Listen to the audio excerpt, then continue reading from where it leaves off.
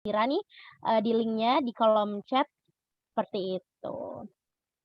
Nah, siapa nih yang udah nggak sabar kita bakal belajar, mengenal profesi customer analyst sama Kak Risha. Oke, sebelumnya aku sapa dulu kali ya Kak Risha yang udah ada di sini. Halo, selamat malam Kak Risha. Halo Mbak Salwa, halo teman-teman dari Classwork dan halo partisipan semua. Apa kabar nih Kak? Kita baru pertama kali, bikin webinar bareng Kak Risha nih. Gimana perasaannya? Seneng banget, nggak nyangka ternyata ada banyak ya partisipannya, bisa sampai 178 dan aku sangat mengapresiasi sekali buat teman-teman yang mau meluangkan waktunya di malam minggu ini untuk belajar. Ya benar, malam Minggu kita, produktifnya belajar bareng Kak Risha nih. Ya. Iya, thank Sebenarnya you. untuk pendaftarnya itu ada 400 lebih nih Kak Risha, tapi yang Oh, baru baik banget. join, Ya. ada 170-an. Oke, oke. Gimana Kak, udah siap pemaparan materi malam ini? Iya, siap, siap. Udah siap. Siap siap. Pokoknya nanti Oke, kalau ada yang teman-teman juga udah bingung siap? bisa langsung tanya aja di kolom Siap, chat ya. betul. Nanti kalau ada yang bingung bisa langsung tanya mungkin di kolom chat ataupun nanti di, link yang akan aku kasih. Jadi aku tampung dulu Iya, pertanyaannya, di akhir sesi aku bantu, sampaikan gitu. Oke, iya. untuk waktu dan tempat aku persilahkan ya Kak Risya. Oke, Mbak. Ini dulu sebentar. Oke, selamat malam teman-teman semua. Thank you banget udah join di kelasku, di kelas di mengenal customer analyst. Nah, di 1 jam ke depan ya Mbak ya, nanti aku akan memaparkan sedikit penjelasan tentang customer analyst, apa sih yang biasa kita lakuin sebagai customer analyst, dan feel free juga kalau di tengah-tengah ada yang bingung, nanti bisa langsung tanya aja, nanti disediain link pertanyaannya juga ya sama Mbak Salwa. Jadi nanti tinggal tanya aja, semoga aku bisa jawab pertanyaan teman-teman semua. Sebentar aku share screen dulu. Oke, sebentar. Udah muncul ya? Ya, udah kelihatan. Mhm. Oke, sebelum kita masuk ke penjelasan materinya, aku pengen perkenalin diri dulu, mungkin biar teman-teman kenal aku, dan aku juga pengen kenal dengan teman-teman juga, sebenarnya background teman-temannya tuh apa, apakah fresh graduate atau udah kerja, jadi aku pengen tahu nih teman-teman sebenarnya kesibukannya apa. Nah, perkenalkan aku Risha, jadi sebenarnya aku udah hampir 9 tahun ya kerja, jadi lulus tahun 2013 dan udah pindah beberapa tempat, beberapa company. Jadi ada yang dari perusahaan yang konvensional, ada juga yang udah kerja di startup juga, dan mostly role yang aku kerjain itu tentang customer gitu, baik di customer di perbankan ataupun customer di telekomunikasi, pokoknya related sama customer. Nah, jadi kebetulan di sini aku akan memaparkan tentang customer analyst dan sebenarnya relate juga dengan role aku sehari-hari. Gitu. Nah, mungkin sebelum kita masuk materi, aku pengen kenal teman-teman juga. Nah, teman-teman bisa masuk ke link Slido. Aku pengen tahu nih, teman-teman itu role kerjanya sekarang seperti apa. Terus pengen tahu mungkin ada fresh graduate, jadi bisa langsung masuk, buka website slido.com, nanti ketik event code-nya, atau bisa klik langsung link yang aku share di kolom chat gitu. Jadi nanti teman-teman bisa langsung join dan di situ ada pertanyaan, nanti teman-teman tinggal klik aja, ketik aja gitu. Sebentar ya.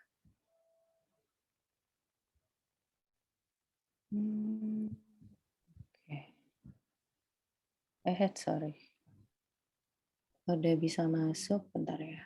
Kok ini dulu.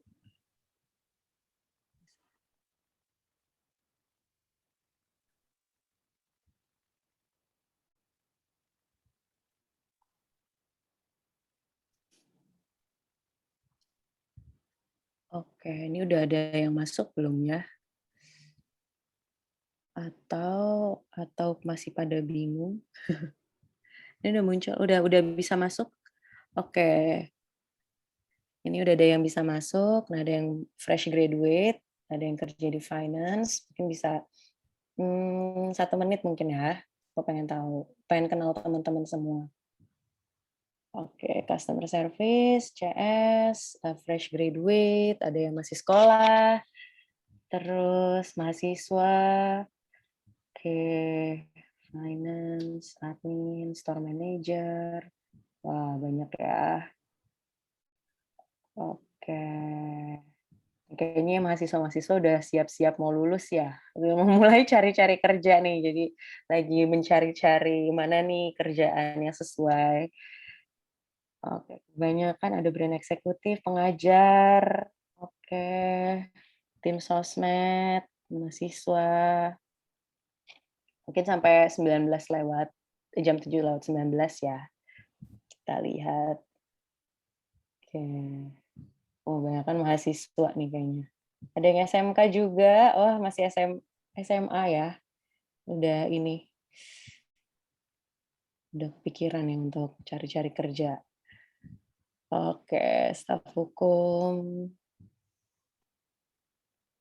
Wah, kebanyakan mahasiswa wirausaha, staf administrasi,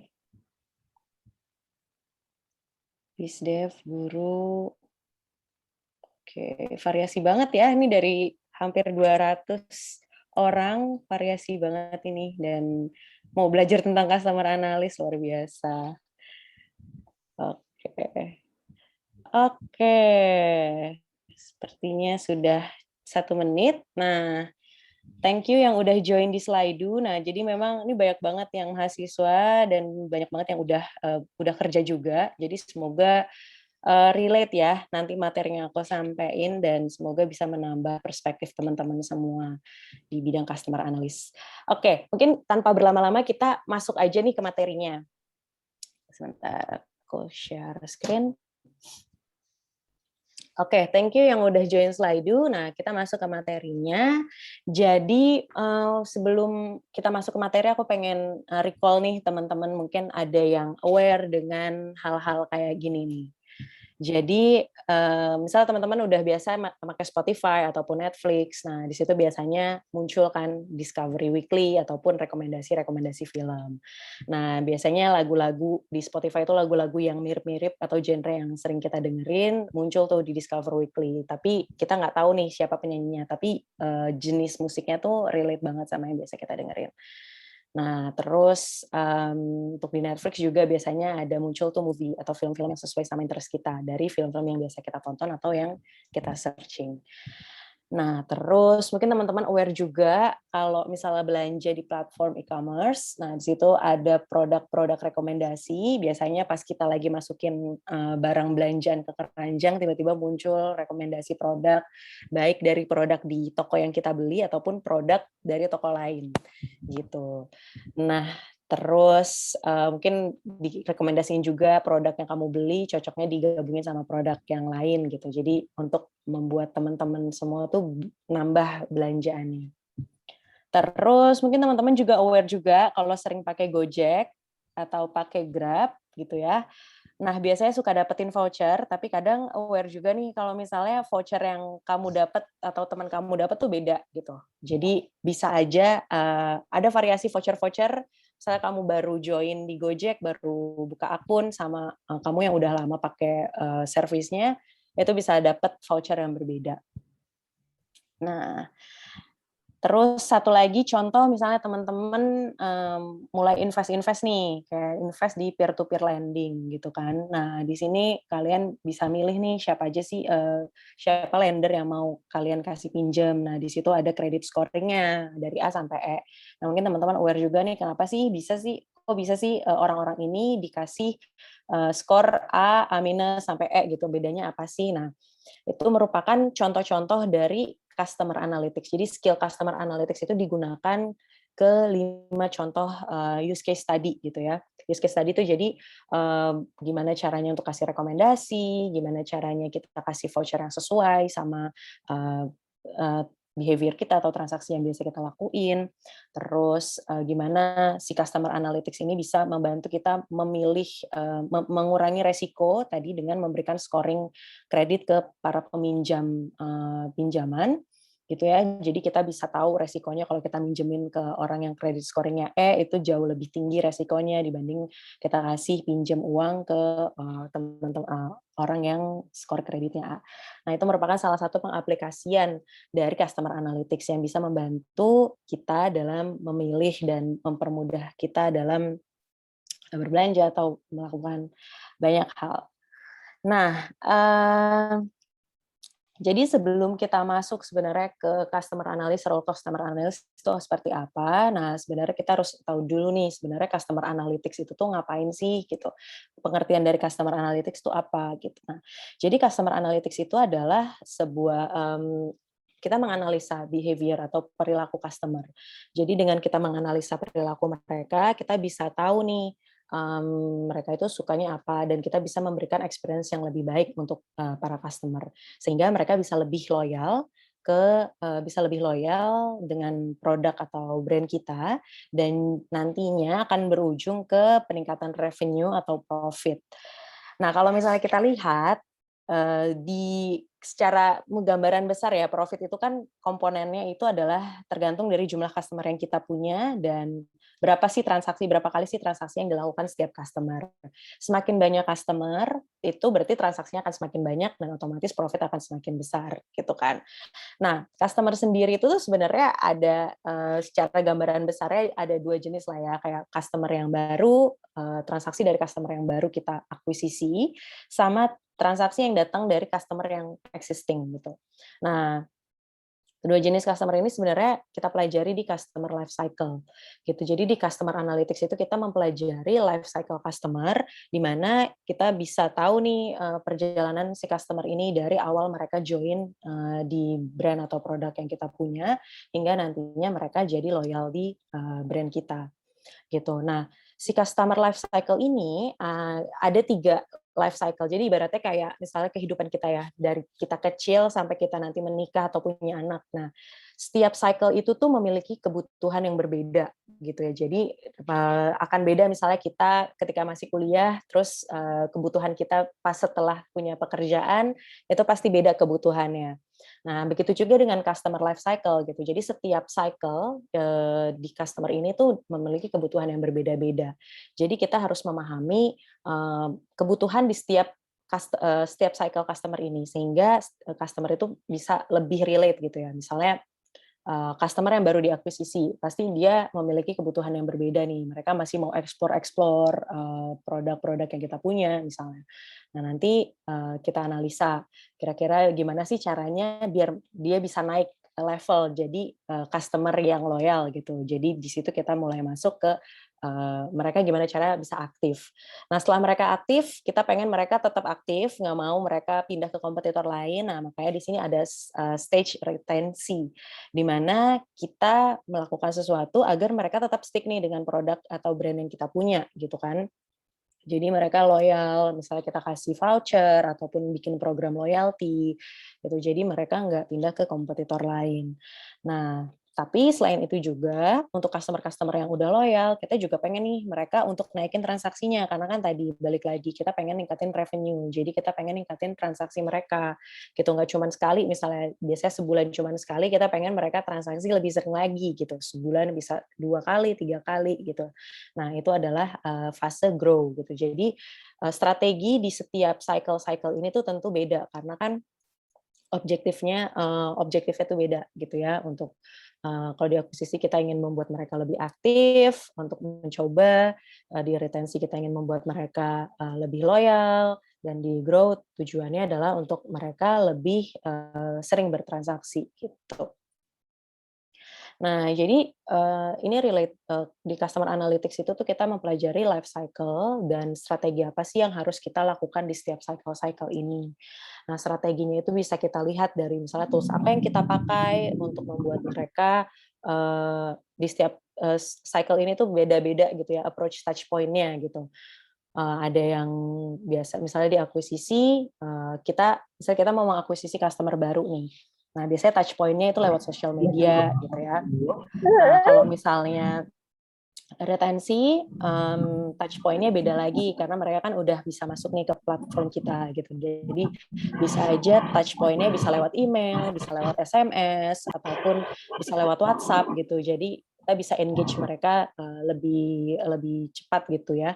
Dan tools-nya beda juga. Nah, di Grow juga beda lagi tools-nya gitu. Jadi touch point-nya tuh beda-beda di setiap stage ini. Makanya kita harus memahami juga selain customer-nya, touch point-nya juga kita harus lihat gitu.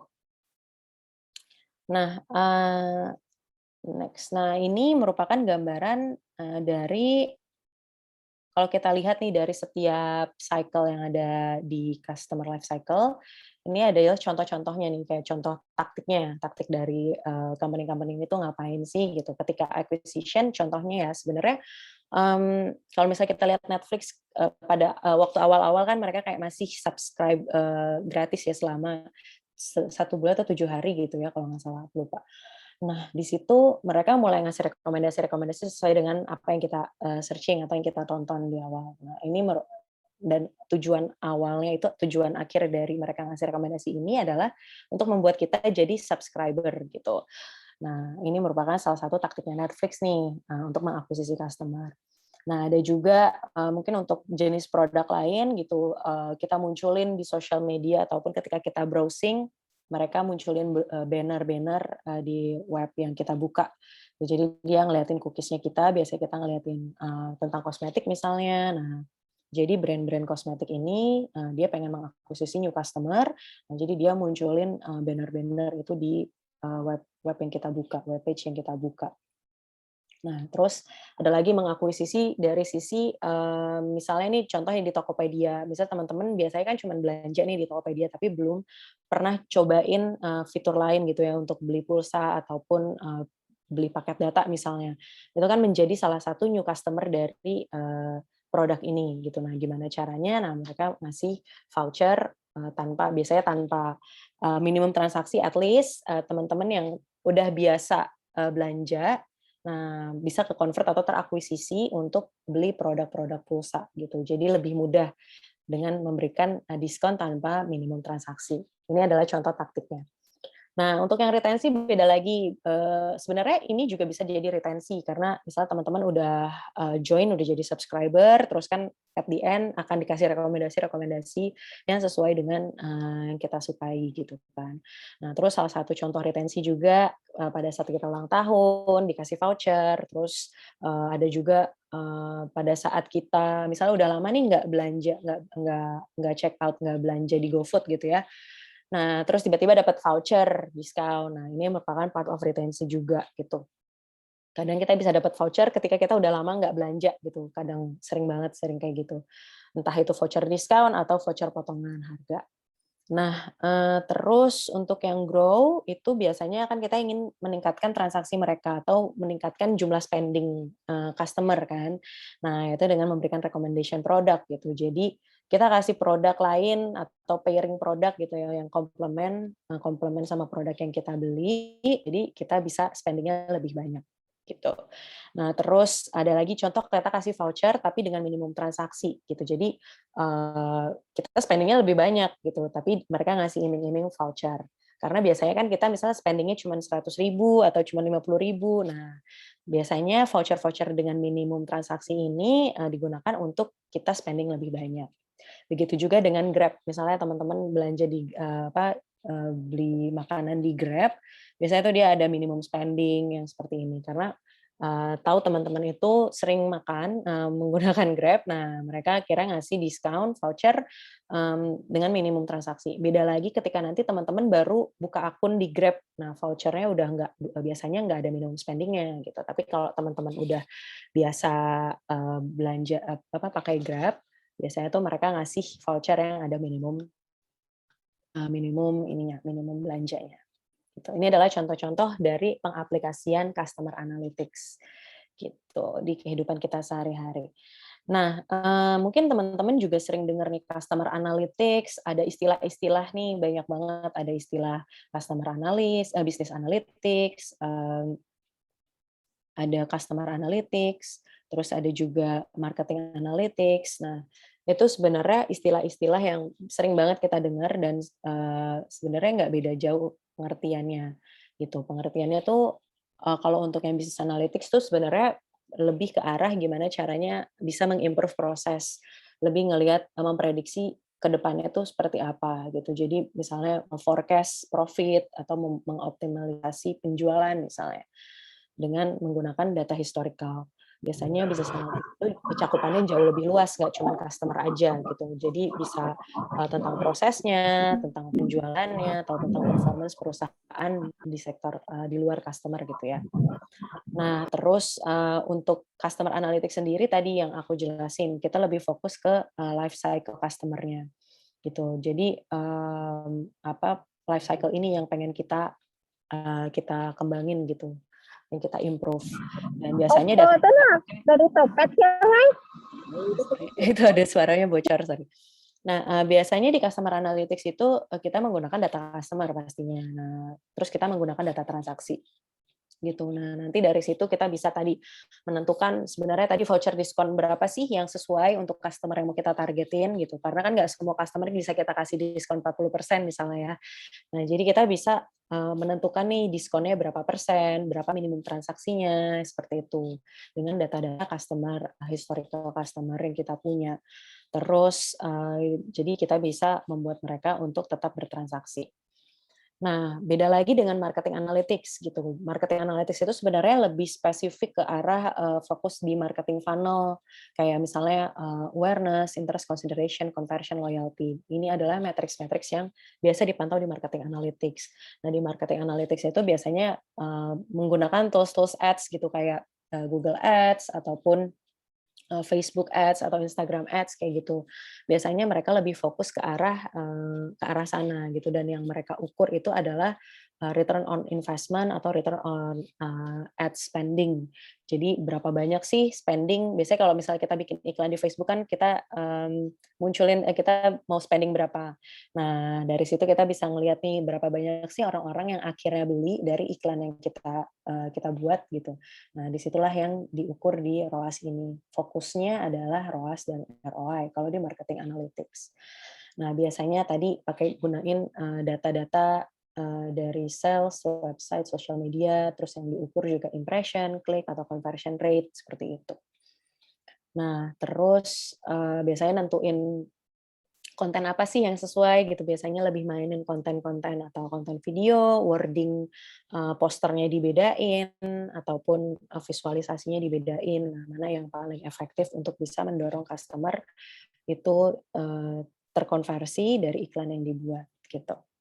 Jadi fokus di marketing analytics itu cakupannya lebih ke arah sana. Nah, kalau customer analytics lebih customer, tapi lebih luas, nggak hanya dari ads aja, tapi kita bisa gunain tools-tools yang kita punya gitu. Kayak misalnya tadi voucher, ataupun misalnya kalau kita punya website, kita bisa gunain itu untuk bisa mengimprove mendelight customer kita. Oke, nah tadi perbedaannya dari istilah-istilah itu. Jadi makanya nanti dibahas pembahasan yang akan aku bahas itu lebih sekitar customer life cycle dan gimana sih cara mengimprove apa customer ini sesuai dengan life cycle mereka. Nah, untuk role-nya sendiri di customer analyst, sebenarnya kalau teman-teman buka LinkedIn, terus search job customer analyst itu agak jarang ditemuin gitu ya, kayak plek-plekan customer analyst apa gitu. Biasanya karena si customer analyst ini sebenarnya adalah sebenarnya kalau kita lihat tuh yang dilihat adalah customer analytics skill-nya gitu. Tapi role customer analyst itu biasanya masuk ke role-role lain gitu, kayak misalnya product manager, product marketing. Nah, karena semua role-role itu tuh menggunakan skill untuk menganalisa customer gitu. Jadi ketika teman-teman search pekerjaan itu agak susah untuk menemukan customer analyst gitu, tapi lebih ke arah kayak gini. Jadi biasanya di perusahaan itu membagi role itu sesuai dengan tadi life cycle-nya. Jadi ada yang acquisition, retention, ada yang growth gitu. Jadi bisa aja teman-teman melihat acquisition itu di acquisition specialist, Untuk retention bisa aja di CRM, biasanya nama-nama role-nya tuh customer relationship management, atau enggak yang disebut customer value management atau customer lifetime value gitu. Sorry, CLV harusnya. Kayak gitu. Nah, jadi role-role-nya tuh variatif banget. Nah, terus customer analytics skill itu juga sebenarnya dibutuhkan ketika misalnya teman-teman apply pekerjaan sebagai data analis, karena biasanya khususnya untuk produk-produk atau bisnis yang bergerak di B2C atau business to customer gitu, kayak contohnya kayak tadi Gojek ada customer-nya, misalnya Tokopedia dan semacamnya, ataupun perbankan pun B2C, sistem bisnisnya, bisnis modelnya B2C. Nah, data analisnya tentu membutuhkan skill customer analytics gitu, untuk bisa menganalisa customer mereka. Nah, terus skill ini juga dipakai untuk business intelligence juga. Tadi tergantung dari jenis bisnis yang perusahaan yang kamu apply gitu. Kalau jalannya B2C pasti business intelligence, product analyst, data science itu tentu membutuhkan skill customer analytics gitu. Nah, terus ada lagi role-role terkait dengan produk gitu kan. Karena membuat produk itu tentu kita harus memahami juga tentang customer-nya, behavior customer itu seperti apa, mereka sukanya produk yang seperti apa. Nah, oleh karena itu, skill customer analytics itu juga biasanya kepake kalau teman-teman apply di pekerjaan di product manager. Karena di product manager, sebagai product manager itu kayak create feature-feature gitu. Misalnya di apps, mereka create feature apa yang sesuai sama kebutuhan customer. Nah, itu mereka melakukan analytics. Contoh misalnya waktu dulu aku dengar pertama kali adanya GoSend, awalnya itu karena orang-orang pesen GoRide, terus mereka di notes-nya itu ternyata dia nitipin barang, bukan untuk naikin, bukan orang yang harus diantar gitu. Tapi di dalam notes-nya itu tuh ada tulisan, ya tolong anterin barang gitu. Nah, akhirnya disitulah muncul kebutuhan untuk nganterin barang, dan akhirnya dibuatlah produk si GoSend ini gitu. Karena awalnya dari GoRide orang-orang pada ternyata nganterin barang, nah akhirnya dibikinlah GoSend gitu. Jadi sebenarnya dengan membaca behavior dari customer itu sendiri, itu akan membuat lebih mudah untuk membuat produk baru. Makanya di sini role product manager untuk meng-create produk baru tuh membutuhkan skill customer analytics gitu. Nah, nanti teman-teman juga mungkin bisa lihat juga ada yang terkait sama product growth gitu. Jadi kalau tadi ada voucher-voucher, itu biasanya di role product growth gitu, karena mereka pengen nge-growing customer dengan memberikan voucher. Nah, di situ membutuhin customer analytics juga gitu. Program product marketing atau program manager kayak bikin campaign, terus habis itu product marketing bikin campaign juga. Nah, itu juga membutuhkan skill customer analytics tentunya. Gitu. Jadi cakupannya luas banget. Jadi tidak harus terpaku untuk cari customer analyst gitu ya di LinkedIn gitu. Biasanya nanti kalau misal teman-teman cari role ini, nah pasti nanti di description job description-nya pasti akan ada ngebahas tentang customer life cycle, memahami customer life cycle, memahami email marketing, memahami experimentation misalnya A/B testing seperti itu. Jadi cakupannya tuh sangat luas sebenarnya. Nah, terus sorry. Nah, sebenarnya skill apa sih yang dibutuhkan ketika kita mau jadi customer analyst atau tadi role-role tadi gitu? Karena untuk bisa membaca behavior customer kita membutuhkan skill-skill tertentu. Nah, pertama kita harus tahu nih knowledge dasarnya gitu, knowledge analytical skill atau critical thinking atau problem solving itu sangat penting banget. Sebenarnya sih di semua pekerjaan membutuhkan problem solving skill atau analytical skill gitu. Jadi kita bisa tahu problemnya tuh apa, terus gimana cara kita baca datanya. Nah, nanti dari kita bisa mengorek-ngorek datanya, kita akan dapetin insight yang nantinya akan bisa kita gunakan untuk membuat sebuah hal yang baru, itu untuk mendelight customer kita. Terus biasanya karena related sama customer, pasti kaitannya sama marketing mix gitu. Jadi kita at least tahu nih marketing mix-nya apa, misalnya kayak 7P, product, people, process, price, dan yang semacamnya seperti itu, at least kita paham tentang hal itu. Nah, tadi juga membahas tentang life cycle, jadi at least kita tahu tadi tiga life cycle tadi, acquisition, retention, dan growth. Dan biasanya project atau program manajemen gimana caranya kita buat memanage sebuah program, biasanya campaign seperti itu. Itu lebih ke project management. Jadi at least kita tahu karena role-nya ada yang ke arah sana. Nah, terus selain itu kalau misalnya teman-teman lebih fokus ke data analisa gitu ya, kayak tadi product manager, terus business BI, business intelligence atau data analis, role-role itu membutuhkan technical skill tentunya. Kalau misal teman-teman jadi project manager mungkin nggak membutuhkan skill seperti query atau data analysis banget gitu ya. At least tahu cara baca data itu udah cukup. Tapi kalau misalnya nanti teman-teman mau ke role seperti tadi data analis, BI, product manager atau CRM. Nah, tentu teman-teman harus memiliki pengetahuan at least basicnya aja, paham tentang membaca data itu baik di Excel, Tableau, terus habis itu bisa melakukan analisa di Python, R atau Excel. Excel itu udah sekarang tuh bisa Excel itu tuh udah common gitu. Jadi kalau misalnya teman-teman bisa menggunakan R atau Python untuk analisa itu menjadi poin plus untuk teman-teman bisa dapat pekerjaan di ranah customer analytics. Karena khususnya nih kalau kayak di startup gitu, biasanya mereka udah mainnya pakai Python, pakai R gitu. Jadi kalau teman-teman udah mempelajari itu dari sekarang itu menjadi nilai plus untuk bisa dapat pekerjaan di sana. Dan khususnya juga SQL query. Nah, ini nih skill basic banget juga yang biasanya kalau kerja di startup ini adalah hal yang paling penting untuk bisa gitu. Jadi SQL sama bisa Python sama R itu menjadi nilai plus untuk teman-teman bisa dapetin pekerjaan di sana.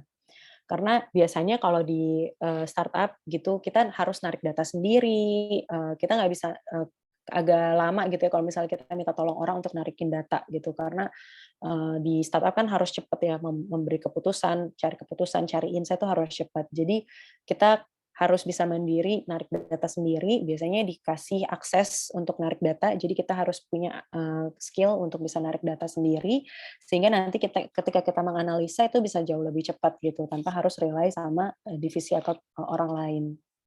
Kayak gitu. Jadi untuk bisa SQL itu sangat penting.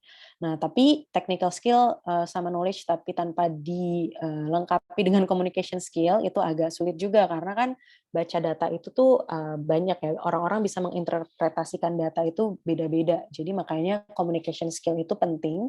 Jadi ketika teman-teman udah dapat insight dari data yang teman-teman analisa, nah, teman-teman harus bisa nih untuk bisa nyeritainnya dengan data storytelling gitu. Jadi, alurnya harus enak gitu ya, harus bisa dimengerti, terus visualisasinya juga harus jelas, nggak terlalu crowded atau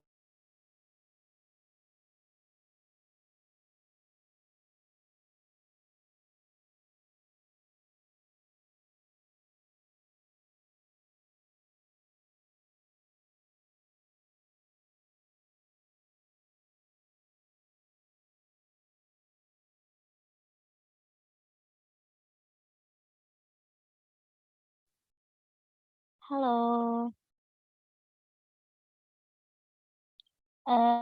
Suaranya Mbak Risya, hilang ya di kalian ya? Nge-lag ya? Oke, kita tunggu sebentar ya teman-teman ya. Oke, sorry ya, hilang ya, nge-lag. Oke, kita tunggu aja. Nah, aku juga mau info ini buat teman-teman tadi yang nanyain untuk absensinya tuh di mana, bisa langsung chat, klik aja di link yang ini nih. Aku bantu share lagi ya. Nah, oke. Nah, untuk buat pertanyaannya juga bisa langsung di link Q&A yang udah Kak Alvira share. Nih, aku resend lagi nih. Oke, kita sambil nunggu Karisya-nya juga balik iya. lagi bersama kita. Sorry, Oke, kok ya. keputus koneksinya, sorry ya. Tadi sampai Iya, mana ya? Aku takutnya tadi sampai communication skill, Kak. Oh, oke, communication skill ya. Oke. Sip Iya. ya. Tadi udah skill-skill basic ini at least sudah at least bisa kamu kuasain. Jadi sebenarnya ini banyak banget apa namanya, online course juga yang bisa teman-teman ikutin kayak query, SQL kayak gini-gini bisa teman-teman pelajarin banyak banget online course free, yang bisa kalian ikutin juga gitu. Jadi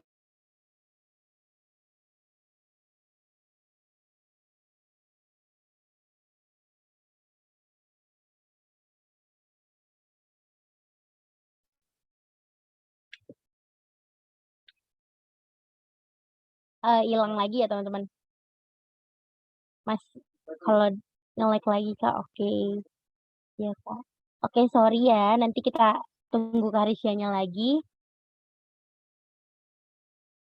Untuk PPT-nya nanti untuk recording webinar ini kita share melalui WhatsApp group ya. Jadi pastiin aja nih teman-teman yang udah hadir di sini nggak keluar dari grup dulu gitu ya. sorry ya, maaf Mbak, nih kayaknya Iya, koneksinya keputus-putus, bentar ya, aku pakai oke. ini dulu.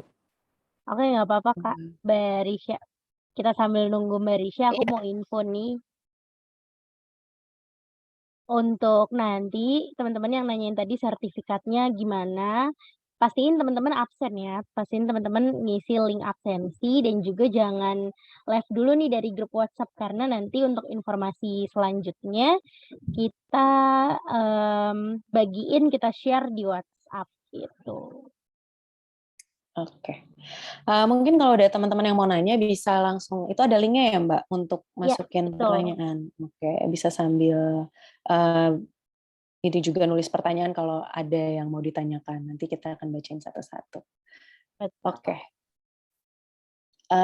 Lanjut. Sebenarnya ada lagi. Nah, sebenarnya apa sih yang kita lakukan sebagai customer analyst? Atau sebenarnya lebih tepatnya data analis ya, karena sebenarnya kita juga membaca data customer juga gitu. Sebenarnya yang kita lakuin itu cukup banyak.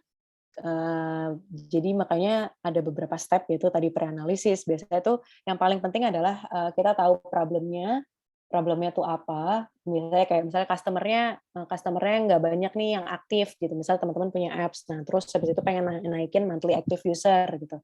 Biasanya kita udah tahu nih problemnya tuh apa. Kita pengen naikin monthly active user di apps kita. Contohnya seperti itu. Nah, kita udah harus tahu nih problemnya tuh apa. Nah, nanti dari situ kita bikin biasanya issue tree atau problem tree atau hypothesis tree. Jadi kita bisa breakdown sebenarnya kira-kira apa sih yang bisa menjadi penyebab kalau customer itu tuh nggak jadi aktif lagi di platform kita, contohnya seperti itu. Nah, itu di breakdown tuh, nanti kira-kira possible-nya tuh apa sih gitu ya.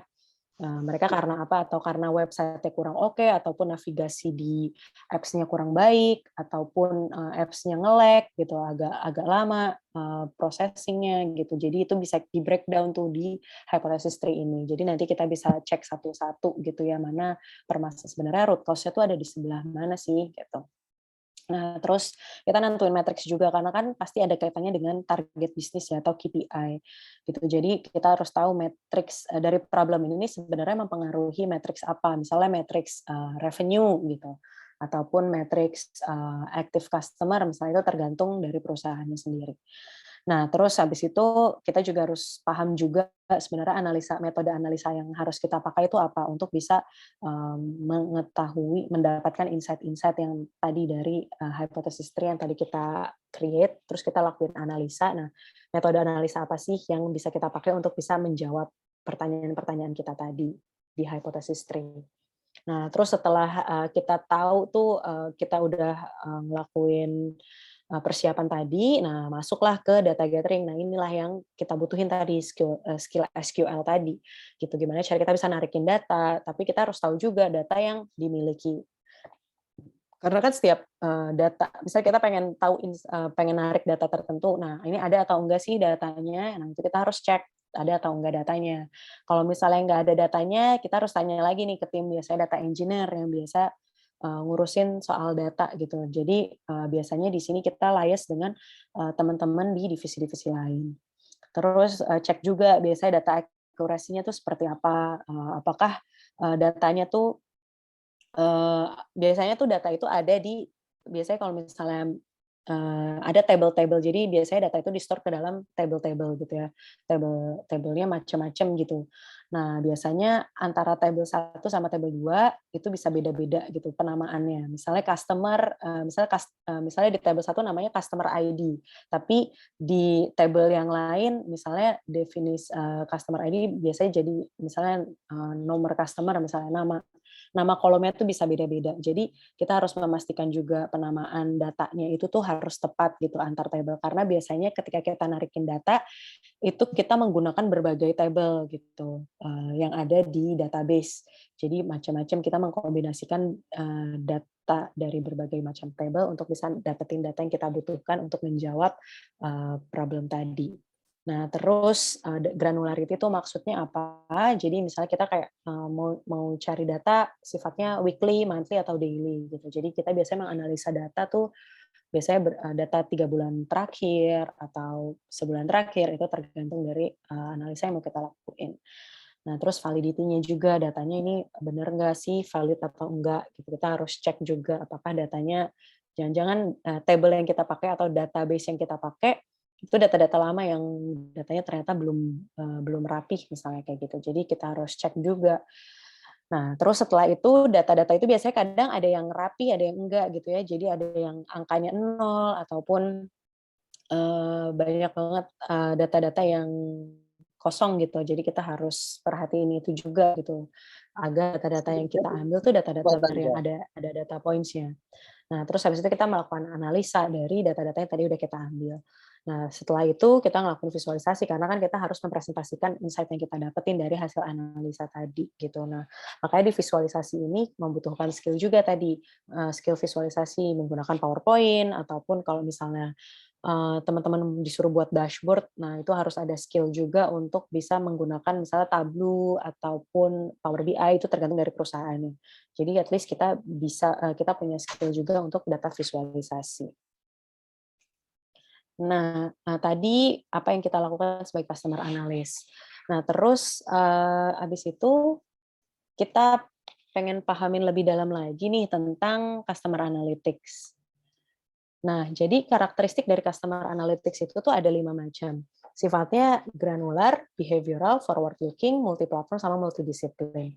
Apa sih yang dimaksud dengan granular? Jadi kalau granular itu tuh biasanya kita ketika kita menganalisa customer, kita biasanya melihat customer dari segmen-segmennya gitu ya. Jadi nggak langsung semua customer kita liatin, tapi kita biasanya kayak membagi-bagi customer gitu. Jadi kita mensegmentasi customer menjadi lebih kecil sehingga kita bisa lebih mudah untuk melihat pattern-nya atau behavior-nya gitu. Biasanya segmentasi ini dibuat berdasarkan kesamaan behavior gitu. Misalnya teman-teman yang suka belanja kosmetik, nah ini disatukan dalam satu segmen gitu.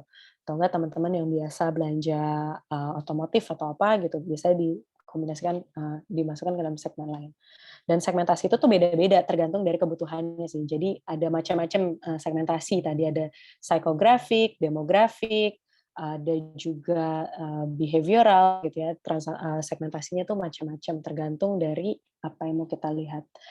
Nah, terus karakteristik yang lain itu behavioral. Maksudnya adalah kita melihat customer juga dari transaksinya mereka, dari behavior mereka dalam spending, dalam biasanya dari media, misalnya kayak biasanya media yang mereka pakai itu apa gitu, ataupun frekuensi transaksi dan macam-macam sih. Jadi behavior customer ini kita lihat juga, dan ini sangat membantu untuk proses segmentasi tadi. Nah, terus di customer analytics juga kita bisa memprediksi gitu, karena ada juga part di mana kita harus bisa memprediksi customer gitu. Ketika kita memberikan penawaran, nih customer bakal ambil atau enggak ya. Nah, di situ ada metode analisa untuk bisa melihat kecenderungan mereka akan beli atau enggak, misalnya kayak gitu. Atau misalnya kecenderungan customer ini akan jadi inaktif gitu. Jadi kita bisa melihat, memprediksi customer itu tuh di masa mendatang akan seperti apa. Nah, terus karakteristik lain yaitu multi-platform. Multi-platform tuh maksudnya adalah kita melihat mereka itu di berbagai touch point gitu. Jadi misalnya produk kita ada di website, ada di platform e-commerce, ataupun ada di apps. Nah, itu kita harus melihat behavior-nya di setiap platform itu gitu, karena bisa aja beda-beda behavior dari customer yang datang ke website sama behavior customer yang download apps itu karakteristiknya bisa beda-beda. Jadi strategi yang kita pakai untuk meng-engage customer yang datang ke website itu tentu akan beda dari cara kita meng-engage customer yang ada di apps gitu.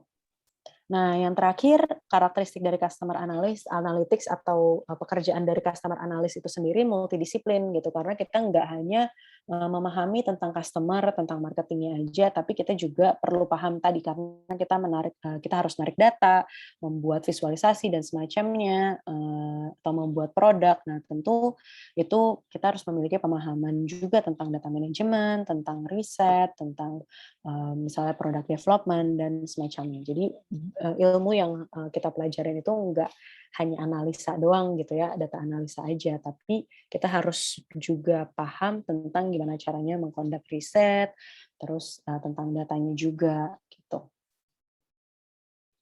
Nah, biasanya di dalam customer analysis itu kita menggunakan berbagai metode analisa gitu. Metode analisa ini ada yang sifatnya deskriptif, prediktif, sama preskriptif. Nah, jadi di deskriptif ini biasanya menggunakan data-data di historical data, terus kita lihat apa sih yang terjadi gitu. Biasanya data-data yang kita lihat tuh kayak misalnya data-data yang kaitannya sama misalnya frekuensi customer, terus rata-rata spending customer tuh berapa, terus biasanya mereka transaksi berapa kali dalam sebulan, kayak gitu-gitu. Biasanya ini adalah analisa deskriptif. Kita ngelihat data di historis datanya, terus kita lihat mereka behavior-nya seperti apa. Nah, terus tadi ada lagi analisanya yaitu prediktif gitu kan, karena kita harus memprediksi customer. Nah, tadi di masa mendatang misalnya mereka akan jadi inaktif atau enggak gitu. Nah, ini ada salah satu contoh metode analisa yang harus kita tahu juga di prediktif analisa ini. Jadi misalnya ada berapa customer, nah kira-kira ada berapa persen sih orang-orang yang akan churn atau inaktif di bulan depan gitu. Jadi kita bisa mengantisipasi nih biar orang-orang ini tuh nggak kabur gitu ya, nggak pindah ke kompetitor lain gitu. Jadi kita bisa melakukan suatu action sebelum mereka benar-benar inaktif. Nah, terus ada lagi analisa preskriptif gitu. Nah, di sini biasanya lebih ke tim data science yang melakukannya karena ini lebih advance lagi untuk menganalisanya gitu. Karena melakukan modeling dan semacamnya untuk bisa memberikan kayak kasih resep gitu. Kira-kira kita kasih rekomendasi, misalnya rekomendasi ini akan menaikkan transaksi sebesar ini gitu. Jadi di preskriptif ini tuh udah detail gitu. Kita harus ngelakuin apa untuk bisa menghasilkan impact sebesar apa. Gitu kayak contohnya kita ngasih diskon voucher, misalnya kita ngasih diskon voucher 10.000, nah ini akan bisa naikin transaksi 2 kali lipat misalnya kayak gitu. Nah, di sini membutuhkan modeling dan biasanya dikerjakan oleh tim data science. Nah, jadi ini ada 3 metode analisa yang at least kita tahu 2 ini, deskriptif sama prediktif. Di customer analyst at least bisa paham di 2 ini. Kalau di preskriptif mungkin itu udah ranahnya tim lain gitu, tapi at least kita tahu sebenarnya ini tujuannya untuk apa. Karena nantinya kita juga harus paham, kita harus ngapain nih customer-nya gitu. Kita harus nge-treat seperti apa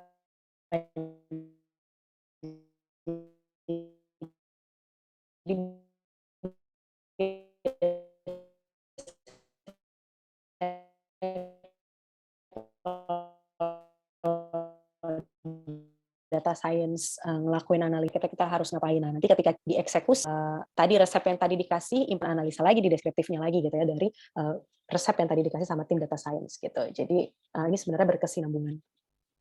Nah, ini sebenarnya penjelasan detailnya. Nanti mungkin teman-teman bisa dapat slide-nya untuk bisa dibaca lebih lanjut. Sebenarnya tadi intinya adalah ketika di deskriptif itu lebih simpel, analisa simpel aja gitu kayak rata-rata, nilai tengah dan semacamnya.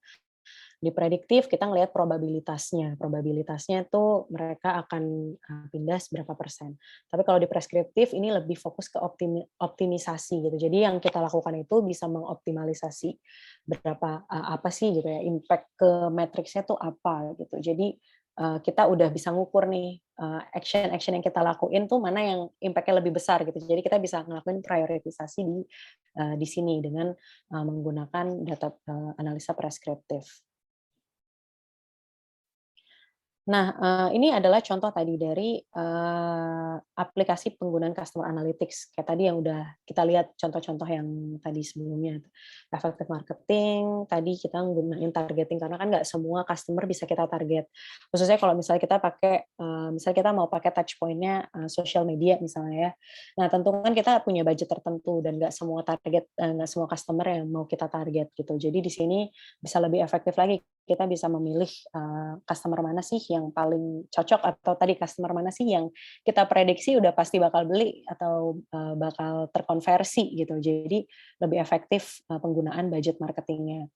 Nah, terus enhance product experience tadi, kayak misalnya memberikan produk rekomendasi gitu kan. Jadi kita lebih mudah gitu kan untuk bisa memilih produk gitu. Nah, di sini contoh penggunaan manfaatnya untuk enhance product experience. Jadi customer bisa lebih stick dengan produk kita. Nah, terus penggunaan customer analytics, kalau tadi sebenarnya data yang bisa kita pakai itu juga data teks gitu ya. Misalnya kayak customer review dan semacamnya bisa kita pakai juga. Nah, biasanya ini digunain untuk complaint handling gitu. Jadi kita bisa tahu, ngebaca nih sebenarnya orang-orang ini komplainnya tentang apa sih gitu. Jadi bisa dikategorisasi dan nanti kita bisa mengidentifikasi mana sih yang harus kita benerin dulu nih dari komplain-komplain yang ada. Nah, terus tadi product feature development kayak tadi yang aku bahas tentang pembuatan service gosen gitu ya. Jadi dari kita menganalisa, kita bisa tahu nih apa namanya, produk apa sih yang harus kita buat ke depannya sesuai dengan kebutuhan customer pada saat itu. Oke. Nah, tadi karena tadi kita ngebahas tentang efektif targeting itu granularity, jadi makanya customer analytics itu sebenarnya relate banget sama segmentasi gitu kan. Jadi dan segmentasi itu sekarang sifatnya udah lebih advance lagi menggunakan machine learning. Jadi biasanya tuh kalau misalnya awal-awal dulu kita ngelakuin segmentasi, misalnya kita mau ngasih voucher misalnya ya, ngasih voucher makanan, misalnya kita punya voucher McD gitu ya.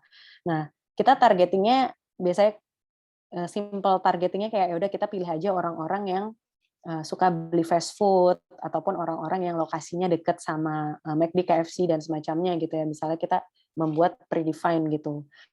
Segmentasinya lebih predefined, kayak kita udah tahu nih apa-apa aja yang akan kita pilih nih customer-nya. Nah, tapi dengan adanya machine learning kita bisa menambah kayak variabel-variabel lain yang bisa digunakan untuk segmentasi gitu. Sebenarnya bisa lebih banyak lagi variabel-variabelnya, entah itu misalnya dia spending-nya berapa, entah dia frekuensinya berapa kali, belanjanya berapa kali. Nah, banyak banget variabel yang bisa dimainin di machine learning ini untuk membuat segmentasi. Jadi jauh lebih relevan. Nah, kalau tadi kan ada tipe analisis metode gitu ya. Nah, di sini sebenarnya contoh segmentasi metode gitu kan. Kalau deskriptif itu kan tadi lebih simple. Jadi segmentasi yang bisa kita lakukan itu juga jauh lebih simple. Misalnya dari sisi resensi, frekuensi, monetary. Jadi misal teman-teman bisa dengar RFM. Jadi ada segmentasi RFM itu kayak cuman melihat dari sisi mereka seberapa sering, terus mereka tuh belanjanya itu udah berapa lama, dalam waktu dekat ataupun udah lama gitu. Jadi di sini kita bisa mensegmentasikan customer berdasarkan behavior transaksinya mereka. Misalnya ada yang loyal, ada yang new customer, atau ada customer yang yang udah lama nggak transaksi. Jadi di setiap segmen ini nanti kita akan nge-treat hal yang berbeda gitu ya. Customer yang loyal kita akan kasih offer yang lain, akan beda nih offer yang kita kasih untuk customer yang loyal ataupun customer yang new customer itu akan beda. Nah, terus kalau misalnya kita menggunakan metode analisa prediktif gitu, segmentasi yang kita pakai juga beda gitu. Jadi kita bisa mensegmentasikan berdasarkan probabilitas mereka gitu. Mereka akan churn atau kayak jadi inaktif.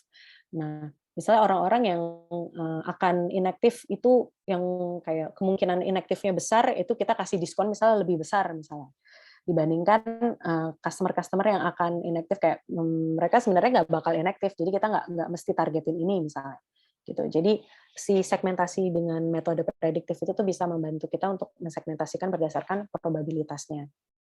Dan kita bisa aja hanya menargetkan segmen B atau segmen C aja gitu. Itu jadi jauh lebih efektif lagi. Nah, untuk preskriptif sendiri ini segmentasinya juga bisa menggunakan preskriptif. Nah, itu tadi pakai modeling tadi. Nah, biasanya mereka bisa memprediksi nih customer-customer mana yang kalau kita kasih treatment ini mereka akan spending-nya akan naik 10.000 gitu atau spending-nya akan naik ini segmen apa? Jadi kayak segmen skor model. Jadi biasanya ada scoring-nya juga gitu. Jadi biasa segmentasinya berdasarkan scoring. Nah, nanti di situ kita bisa pilih nih skor mana yang bagus gitu ya. Atau uplift spending-nya tuh mana yang paling besar gitu. Jadi bisa diprediksi. Jadi kita bisa memilih customer-customer yang oke kalau misalnya kita kasih treatment A, customer ini akan spending-nya lebih bisa 20.000 misalnya. Nah, kita bisa nargetin orang-orang yang secara kita bisa prediksi kenaikannya bisa 20.000 misalnya spending-nya. Kita bisa fokus ke sana atau bisa fokus ke segmen-segmen yang udah yang spending-nya dikit aja nggak apa-apa, yang penting mereka bisa spending naik gitu ya. Gitu. Jadi bisa beda-beda segmentasinya tergantung dari metode apa yang kita pilih gitu. Nah, terus ini seperti ini nih kayak tadi setiap segmen itu akan beda treatment-nya. Jadi makanya kalau misalnya teman-teman dapat rekomendasi yang berbeda, nah itu karena pengaruh dari segmentasi itu sendiri. Gitu. Nah, ini udah masuk ke part terakhir dari experience atau ini mau pertanyaan dulu Mbak atau mau lanjut aja atau waktunya udah mau habis? Boleh dilanjut dulu aja nih Kak Risha Lanjut nanti aja ya. untuk bisa. Oke, jadi sebenarnya experience ini lebih ke sharing nih, sebenarnya experience-ku tuh di customer analytics tuh seperti apa, dan karir prospek aku mau share sedikit juga, mungkin jobs-jobs yang ada di LinkedIn tuh seperti apa sih gitu. Jadi ada bayangan nih teman-teman. Nah, jadi sebenarnya mungkin aku hanya menunjukkan 3 pekerjaan terakhir. Jadi waktu dulu di Gojek tentang ngerjain product growth gitu. Jadi fokusnya itu karena di Gojek itu kan kita customer-nya ada 2 macam ya, customer kayak kita biasa sama ada yang merchant atau yang merchant GoFood gitu. Nah, itu ada 2 customer yang berbeda. Nah, di product growth ini nih fungsinya pekerjaannya adalah kita kayak ngasih kayak tadi voucher-voucher tadi tuh berapa banyak sih diskon yang harus kita kasih ke customer untuk bisa naikin penjualannya si merchant ini. Nah, tapi di sisi lain segmen customer mana sih yang harus kita targetin agar mereka mau pakai vouchernya gitu. Jadi ada dua analisa yang dilakukan gitu ya dari sisi customer, dari sisi merchant juga. Nah, di product growth ini kita tuh fokusnya karena kita punya tools-nya kayak voucher-nya, terus kita mau mainin berapa besar diskonnya. Nah, disitulah kita biasanya pakai eksperimentasi gitu. Lebih banyak ngelakuin eksperimen A/B testing. Misalnya segmen A kita kasih voucher 10.000, 20.000, 30.000. Mana nih yang take up rate-nya yang ngeredeem-nya paling banyak tuh yang mana?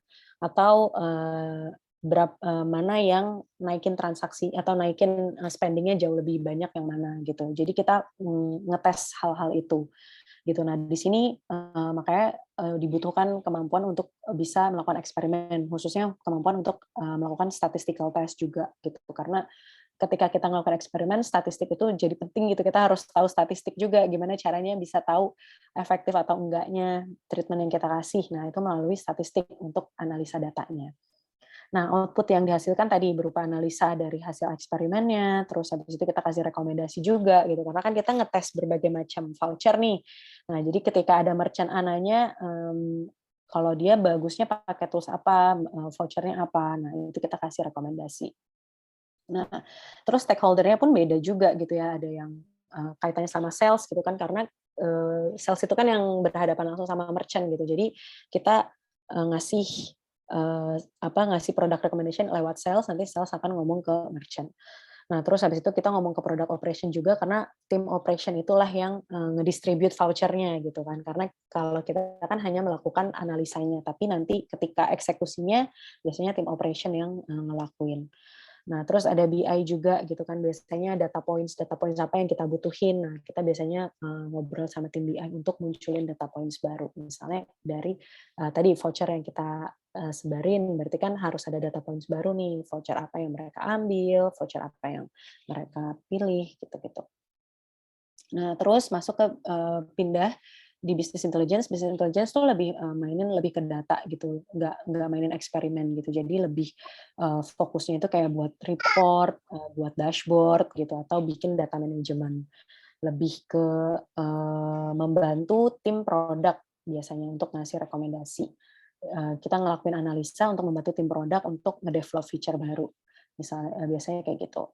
Nah, liaise-nya sama product manager, terus sama data engineer juga, karena kan kita bikin dashboard dan yang lain-lain, kita butuh data points. Nah, biasanya kita ke data engineer karena mereka yang memprovide data points itu.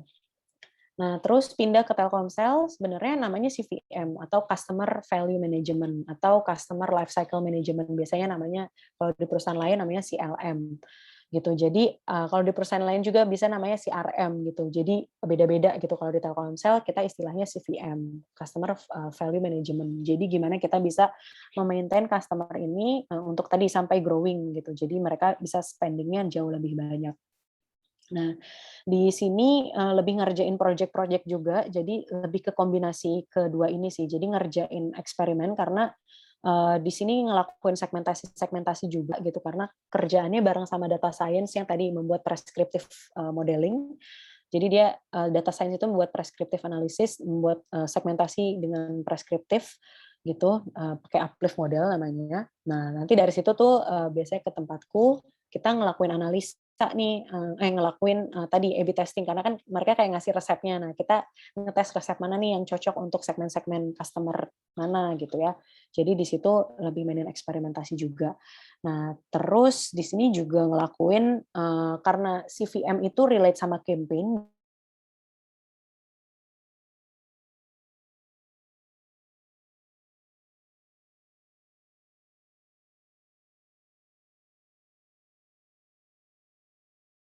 Tadi segmen yang tadi yang akan kita bikinin SMS-nya ataupun kita bikinin biasanya mau berapa lama sih periodenya gitu, sebulan atau berapa minggu gitu. Nah, di situ kerjanya jadi lebih end to end. Nah, dan yang dikerjain pun output-nya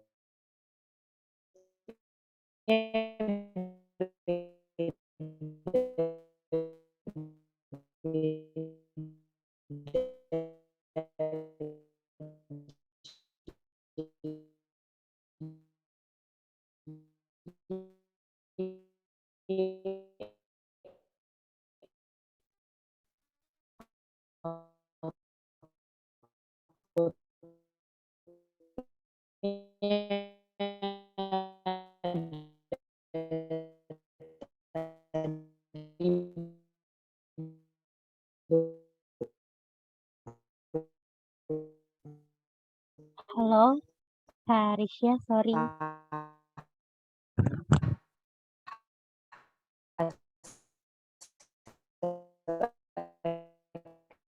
Iya, suaranya agak ini ya. Suaranya nge-lag di aku juga sih.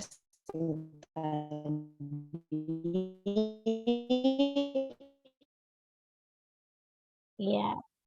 Sorry lagi ini teman-teman, mungkin koneksi internetnya agak bermasalah gitu ya. Iya, sorry maaf. Iya, Tahu iya. nih, padahal udah pakai paket data. Sorry ya. Oke, Boleh, ini boleh. sebentar lagi sih sebenarnya udah mau selesai. Oke, jadi sebenarnya itu kalau di Telkomsel jauh lebih end to end pekerjaannya, tapi relate sama customer dan segmentasi gitu, karena kita mainin segmen banget untuk bisa lebih efektif ketika kita ngasih promo. Intinya seperti itu. Nah, ini contoh dari otomasi. Jadi ketika tadi ada segmen itu kan berubah-berubah ya, customer itu berubah-berubah. Jadi makanya offer, misalnya tiap bulan tuh akan berubah-berubah gitu. Misalnya di bulan A kita jadi segmen A, di bulan depannya kita jadi segmen B gitu. Jadi offernya akan beda. Nah, makanya perlu otomasi gitu. Jadi udah otomatis ketika udah pindah ke segmen B, nanti akan offer yang B gitu. Jadi kita nggak perlu ngotak-ngatik lagi, nggak perlu narik data lagi, terus kita kasih offernya manual lagi gitu. Jadi dengan otomasi ini akan mempermudah gitu. Jadi segmennya udah gerak-gerak, offer-nya pun juga akan mengikuti dari segmen itu sendiri gitu. Jadi kita nggak usah terlalu manual gitu ngelakuinnya. Nah, terus ini adalah contoh dashboard-nya juga yang kita buat di Power BI.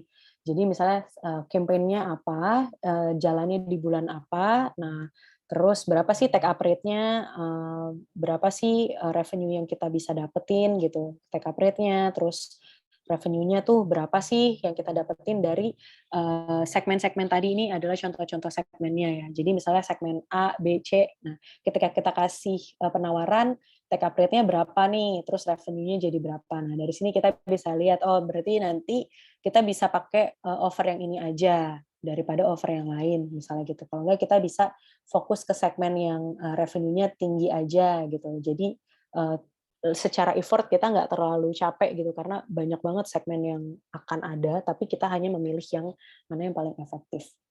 Kayak gitu. Ini adalah contoh dashboard yang dibuat di Power BI. Tapi biasanya tergantung juga company, ada yang punya Tableau juga, jadi biasanya mereka buat data dashboard-nya lewat Tableau. Gitu. Nah, terus ini contoh karir prospeknya. Kalau misalnya teman-teman cari di LinkedIn, itu bisa aja cari tentang CLM, Customer Life Cycle Management gitu. Nah, ini tuh kerjaannya tuh balik lagi nih kayak gini nih. Biasanya tuh mereka tadi kan karena kita ngurusin life cycle-nya customer gitu. Nah, ketika kita ngelakuin kita pengen manage life cycle-nya mereka. Nah, banyak banget campaign-campaign, misalnya kita ngelakuin berbagai eksperimen gitu kan. Ketika kita kasih ini, efeknya kayak gimana? Ketika mereka ada di fase retensi, kita kasih offernya ini, efek atau enggak. Nah, makanya di sini ada skill experimentation A/B testing. Nah, ini juga ada nih A/B testing gitu di bagian CRM, CLM gitu. Jadi at least punya pengetahuan tentang experimentation, desain eksperimen, pengetahuan tentang statistik itu juga jadi nilai plus. Nah, ini balik lagi nih ada basic SQL juga tuh. Terus digital marketing, at least tahu tentang digital marketing, terus CRM, CLM tadi yang life cycle management harus paham juga gitu. Jadi di sini udah mulai requirement-nya udah mulai detail ya. Jadi kayak SQL tuh technical skill-nya juga dibutuhin gitu. Nah, terus habis itu kalau biasanya pakai CRM, Clevertap, biasanya kalau misalnya automasi gitu-gitu kan biasanya pakai tools lain. Nah, biasanya at least punya pemahaman tentang ini juga gitu. Tapi dan biasanya kan karena ini kayak ngelakuin campaign, terus sama aja kayak bikin program marketing gitu. Jadi biasanya menggunakan tools-tools management tools gitu kayak Asana, Jira gitu untuk bisa memantau kayak misalnya campaign apa atau project apa yang lagi jalan di saat ini gitu. Udah jalan sampai mana. Itu karena akan banyak sekali campaign-campaign yang dijalanin. Karena segmennya juga banyak gitu kan. Nah, terus nih ada lagi CRM juga. Bentar. Nah, CRM juga, terus CRM life cycle gitu namanya, life cycle CRM. Tapi teman-teman juga bisa cari tentang growth, karena di growth itu juga sama related sama A/B testing, terus biasanya memanfaatkan ini juga nih channel-channel touch point ini nih, SMS in-app gitu. Terus ini balik lagi tentang tadi pakai Clevertap, A/B testing pakai Tableau, SQL is a plus gitu. Biasanya tuh udah mulai cari skill orang-orang yang bisa narik data sendiri gitu. Jadi makanya teman-teman bisa prepare untuk mulai belajar SQL kalau seandainya pengen berkarir di customer analyst atau data analyst gitu. Nah, ini dia contoh apa yang harus disiapin buat teman-teman nih yang kalau misalnya mau pindah jalur. Kalau misalnya mau shifting karir, berarti effort-nya harus lebih besar. Nah, jadi bisa ikutin course-course online ataupun ikutin course online yang ada sertifikatnya, mungkin itu bisa jadi nilai tambah juga. Terus kalau yang linear gitu kan, terus mau improve gitu, jadi biasanya ikut project aja misalnya di company-nya biasanya suka ada open project gitu, bisa aja lebih proaktif. Terus habis itu bisa nulis blog ataupun bikin coba-coba analisa data gitu, latihan-latihan pakai Python, pakai R gitu, mulai explore tools analytics yang lain gitu. Jadi nanti ketika mau pindah company gitu kan, itu udah ada nilai plusnya lagi, gitu. Mungkin itu sih dari aku, itu doang, Mbak. Oke. Sampai di sini mungkin lewat ya waktunya, 1,5 jam. Iya, nggak apa-apa, Mbak, soalnya kita tadi, di awal juga ada kendala sedikit gitu. Oke, teman-teman gimana nih, masih semangat? Kita mau, sebelum kita lanjut ke tanya jawab ya, masih pada semangat nggak nih belajar malam Minggu? Di malam Minggu kita ikut webinar. Oke, untuk pertanyaan sih aku udah dapet nih, Mbak, 13 Mhm, pertanyaan dari teman-teman. oke. Oke, nanti untuk, Q&A session-nya bisa dibantu, bersama Kak Alfira.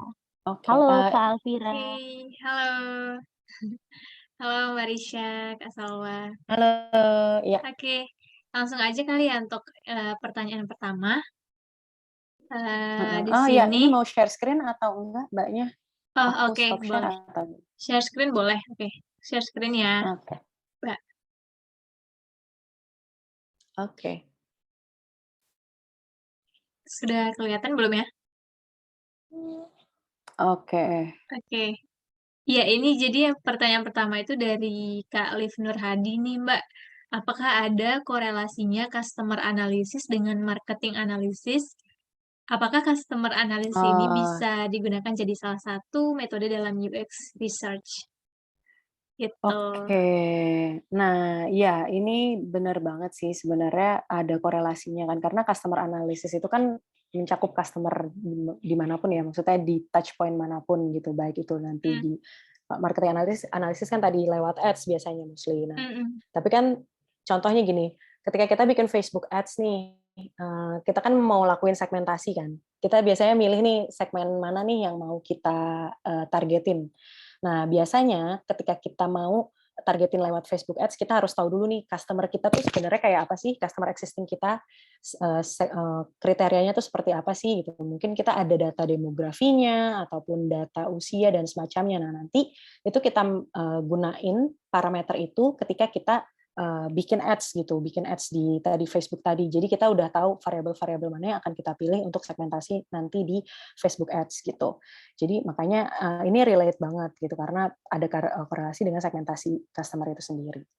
Nah, terus untuk metode dalam UX research tentunya ada karena kan kita harus Hmm, memahami biasanya customer tuh sukanya apa sih gitu kan. Misalnya contoh ya, ketika kita bikin website nih atau apps gitu.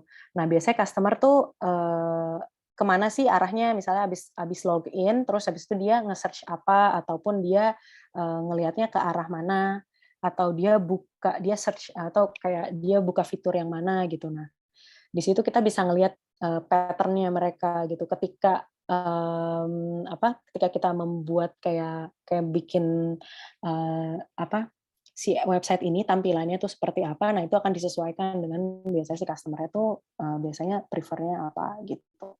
Biasanya makanya kayak misalnya di apps itu ada misalnya search ada di bagian atas seperti itu. Biasanya kan customer biasanya searching langsung ngeliatnya di atas gitu. Jadi kita bisa ngeliatin itu juga.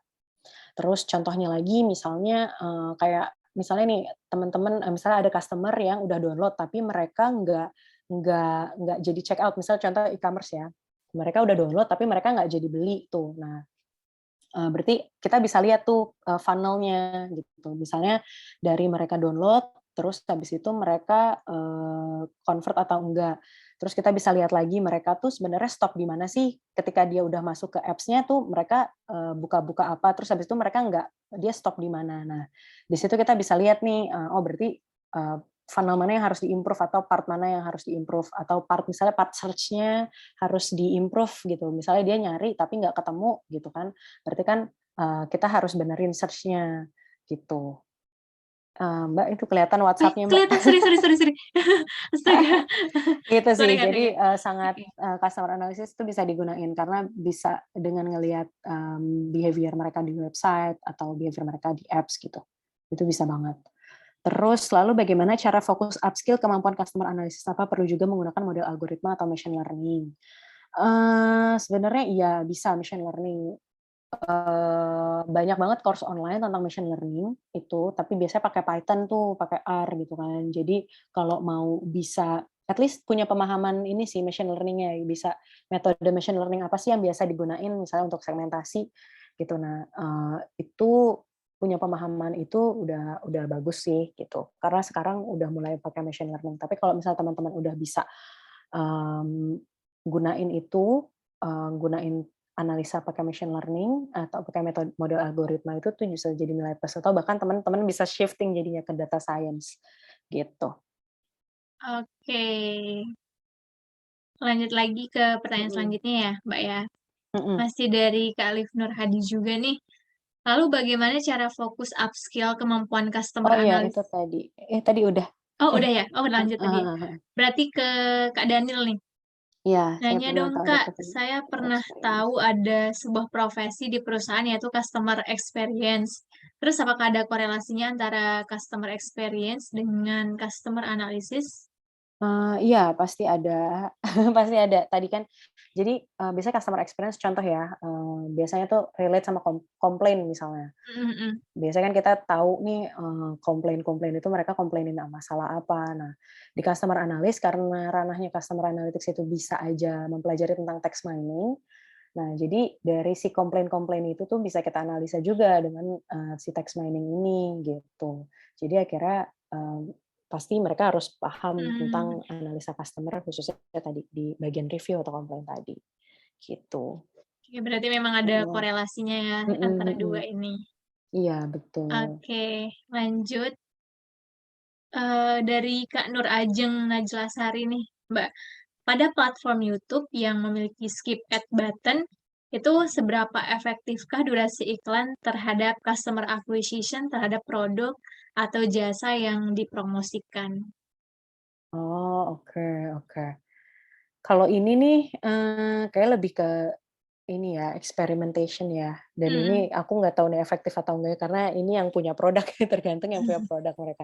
Biasanya kan yang dimunculin di ads itu bisa kayak berapa detik, 30 detik atau 15 detik. Nah, biasanya mereka tuh, biasanya ya, mereka kayak bikin beberapa version gitu, iklan yang 30 detik, 15 detik. Nah, nanti iklan-iklan itu nanti akan disebar, jadi kayak kita bikin A/B testing gitu. Jadi misalnya, Mmm, mhm. customer A nanti akan dapat iklan yang tadi 30 detik, customer B akan, lihat yang 15 detik gitu. Nah, nanti dilihat mana nih yang, mmm, efektif atau enggak, at least, apa namanya, mereka nonton sampai habis atau enggaknya gitu sih, parameternya itu biasanya. Tapi, kalau customer acquisition itu kan agak agak patah ya funnel-nya. Jadi misalnya orang yang kita nggak bisa nge-track nih orang yang tadi buka YouTube dan ngelihat iklan, itu dia beli beli ke kita atau enggak, karena kita nggak punya datanya kan. Kita cuman tahu mereka nontonnya sampai berapa lama, Mhm. kalau enggak kita bisa taunya tuh kayak mungkin nggak secara langsung. Jadi misalnya di periode kita, pasang iklan itu ada kenaikan sales berapa atau enggak gitu. Mungkin bisa kelihatan dari situ, tapi, memang tidak langsung kayak mungkin secara nggak langsung ya impact-nya, bisa kelihatan dari situ juga. Efektif atau enggaknya bisa dilihat selama periode itu ada kenaikan sales atau enggak, gitu sih biasanya. Oke.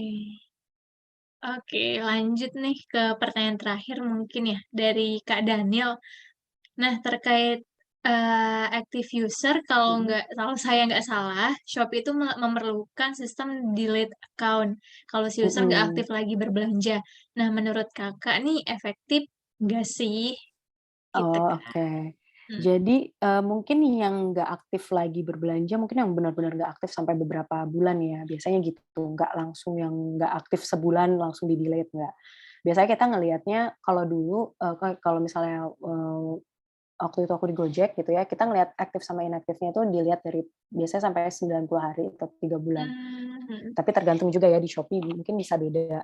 Karena sebenarnya nge-delete itu, gunanya adalah karena kan database itu kan banyak ya, maksudnya kalau kita, eee, kebanyakan orang-orang yang nggak aktif terus langsung maksudnya untuk menu-menuhin data aja gitu, server aja gitu, jadi makanya mereka mungkin men-delete itu. Tapi biasanya efektif atau enggaknya, mungkin mereka sudah mengukur, karena yang di-delete pasti biasanya udah lama banget, kayak misalnya udah berapa bulan lebih gitu nggak aktif, jadi lebih baik di-delete aja gitu, daripada malah bikin, hasil analisanya jadi berantakan gitu kan. Karena Mmm, kalau misalnya kita ngitung orang-orang yang nggak aktif ini, itu Mm-mm. kan otomatis kayak cuman jadi ini aja ya, bias gitulah. Misalnya revenue nih, misalnya spending orang, misalnya total revenue-nya 100 juta. Nah, terus habis itu yang aktifnya ternyata ada lebih banyak gitu. Jadi kita kayak rata-rata spending per orang itu jadi kecil kan, karena orang-orang yang nggak aktif ini tuh ikut kehitung gitu. Jadi analisa kita tuh jadi lain gitu. Ketika kita menghapus yang nggak aktif, kita bisa lihat benar-benar nih yang spendingnya tuh sebenarnya berapa sih gitu. Karena jumlah yang nggak aktifnya kan berkurang kan, kita hapus gitu. Jadi kita bisa dapetin hasil analisa yang jauh lebih relevan gitu. Oke. Berarti kita juga nggak langsung gitu ya, Mbak ya. Harus Enggak, ada biasanya. tanggangnya waktu masing-masing Iya. dari masing-masing perusahaannya juga gitu. Satu Mm-mm. pertanyaan lagi deh, Mbak. Iya, Ini boleh. dari Anonymous, nggak tahu Apa? ya nih siapa. Ini Yang mana? pertanyaannya itu, apa perubahan customer life cycle yang berubah paling signifikan di masa sekarang? Apakah ini berdampak baik atau buruk? Gitu. Oke, ada apa perubahan customer yang berubah paling signifikan? Hmm. Customer life cycle, Mm-mm. sebenarnya customer life cycle kan itu aja ya, cuma acquisition, retention, sama grow. Mm-mm. Mungkin yang dimaksud paling signifikan tuh pindah-pindahnya ya. Mungkin lebih banyak yang churn atau kayak retensinya orang-orang yang inaktifnya jauh lebih banyak, mungkin tergantung dari produknya juga ya.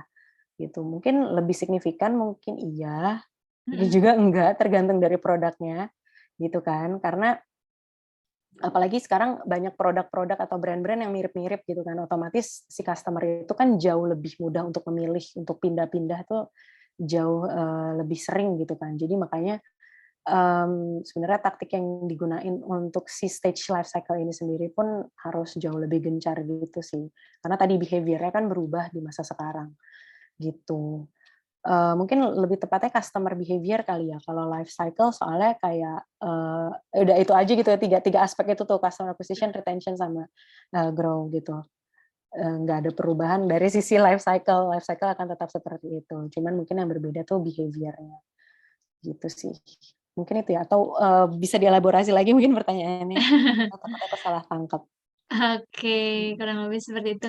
Itu mungkin tadi pertanyaan terakhir ya, Mbak, dari peserta. Kurang lebihnya saya serahkan kembali ke Kak Salwa. Oke, thank you Kak Alvira untuk bantuannya. Thank you juga buat Karisya. Semoga teman-teman juga dapat insight ya malam ini buat yang mau berkarir sebagai customer analyst. Tapi tadi nggak cuman customer analyst doang ya Kak ya. Untuk role-nya bisa di product marketing, bisa juga product manager, seperti itu. Tapi jangan khawatir teman-teman, mungkin yang tadi ketinggalan, nanti titik-titiknya aku bantu share melalui WhatsApp group ya. Sekali lagi aku mau thank you buat Karisya, udah malam-malam nih, malam minggu, mengganggu malam minggunya. Enggak, Kak. Semoga kita bisa ketemu lagi mungkin ya Mbak Risya ya di Ya, next amin, webinar amin. sama kelas.work. Oke, thank you Karisya sekali lagi. Thank you, Nah, Mbak buat Risa. teman-teman, Iya, thank you semua teman-teman yang udah ikutin dari awal sampai akhir. oke, untuk Karisya misalnya mau live juga nggak apa-apa Kak, aku persilahkan. Aku cuma mau info sebentar buat peserta untuk mekanisme sertifikatnya nanti. Oke, teman-teman tadi yang udah absensi, thank you juga ya. Kalau ada yang belum absensi, bisa di-scroll up aja. Tadi linknya juga udah aku bantu share, dan juga nanti Kak Alvira bantu share link dari survei kali ya Kak. Jadi teman-teman bisa kasih kita feedback nih, apa aja yang masih kurang-kurang di webinar kali ini. Jadi kita bisa untuk kita perbaiki sistem webinarnya gitu teman-teman. Jadi untuk opini-opini dari teman-teman aku butuh banget gitu, supaya nanti webinarnya lebih enak ke depannya. Nah, aku juga mau info buat teman-teman yang tadi mungkin udah tertarik gitu ya untuk belajar lebih lanjut kelasnya Mbak Risya di kelas.work itu ada customer analis. analisa, belajar data untuk analisa customer gitu. Teman-teman tadi juga udah bisa enroll aja kelasnya yang dari awal aku udah infoin di website kita. Dan juga teman-teman yang masih bersama aku malam ini, aku kasih kesempatan teman-teman untuk belajar mungkin nggak cuma satu skill doang, bisa belajar yang lain juga, ilmu-ilmu pendukungnya. Untuk teman-teman ini khusus untuk peserta webinar aja ya, aku kasih harga spesial potongan 20.000 untuk berlangganan 12 bulan gitu. Jadi cuma 179.000 aja. Untuk kode vouchernya nanti aku bantu share melalui di WhatsApp grup ya. Jadi teman-teman pastiin aja nggak left grup dulu. Nah, aku juga mau info untuk webinar selanjutnya. Untuk webinar selanjutnya teman-teman yang mungkin ada ketertarikan gitu untuk belajar juga nih profesi product marketing, bisa banget di tanggal 19 Juli hari Selasa minggu besok ya, bisa daftar melalui link yang ada di sini, bisa di-screenshot mungkin bisa dicatat juga gitu. Jadi ini juga webinarnya gratis by the way. Udah itu aja untuk closing hari ini. Oke, terima kasih Kak Risya atas materinya, semangat kerjanya Kak. Makasih Kak, daging semua. Makasih ya Kak Risya. Thank you Iya. ya semuanya. Feel Makasih free Kak kalau mau Risya. connect di LinkedIn juga. Oh Atau iya, masih tadi mau juga nanya-nanya di LinkedIn boleh. ada juga yang nanya tuh Kak, boleh connect LinkedIn-nya nggak? Iya, boleh. Link connect aja kalau misalnya ada yang mau ditanyain, tinggal message aja di LinkedIn-nya. Insya Allah bisa aku balas ya. Oke, thank you juga Kak Risya. Thank you teman-teman yang Iya, udah semangat sama-sama. sampai jam segini nih udah 8:30. Aku tutup aja ya. Terima kasih teman-teman Oke, untuk thank you. partisipasinya. Selamat beraktivitas kembali, mungkin selamat beristirahat kali ya. Selamat mungkin kita akan ketemu di webinar selanjutnya. Bye-bye. Bye, thank you.